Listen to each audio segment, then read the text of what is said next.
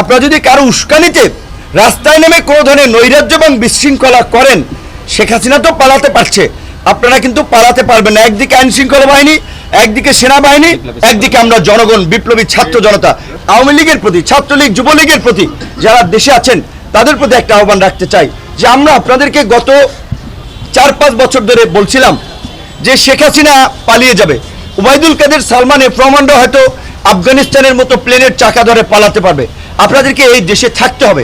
কাজেই আপনারা এমন কিছু করেন না ক্ষমতার পট পরিবর্তন হলে জনরোষে আপনাদের অবস্থা খারাপ হয়। তো আপনারা কথা শোনেন নাই, আপনারা এমন কর্মকাণ্ড করেছেন, এখন জনগণ আপনাদেরকে পাইলে কি করবে আল্লাহ মাহবুদ জানে। তো সেই জায়গা থেকে আপনারা এইটুকু বলবো, আপনাদের প্রধান নেত্রী পালিয়ে গিয়েছেন, আপনাদের কারো কথা ভাবেন নাই। প্রধান সেই নেত্রীর ছেলে, তিনি বলেছেন যে তিনি কোনো পার্টির কথা, দলের কথা ভাবছেন না, তিনি তার মা, তার পরিবারের কথা ভাবছেন।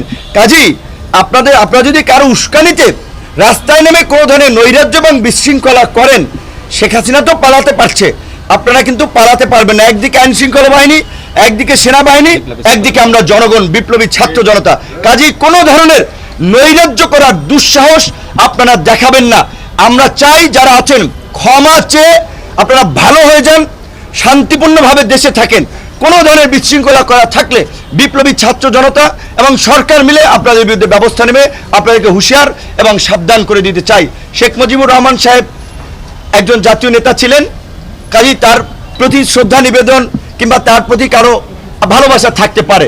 এখন দেশের যে পরিস্থিতি, এই পরিস্থিতিতে যদি আপনারা এই ধানমন্ডিতে শোডাউন দেওয়ার প্রস্তুতি নেন, গোপালগঞ্জে আস্ফালন দেখানোর চেষ্টা করেন, তাতে এইদিকের যে ক্ষুব্ধ ছাত্র জনতা, আপনারা কিন্তু স্বাভাবিকভাবেই রাস্তার যে পরিস্থিতি আপনারা দেখেছেন, প্রাণ নিয়ে কিন্তু ঘুরে ফিরতে পারবেন না। কাজেই দয়া করে আপনাদেরকে অনুরোধ করব, এই নৈরাজ্য তৈরি করার বিন্দুমাত্র দুঃসাহস দেখাবেন।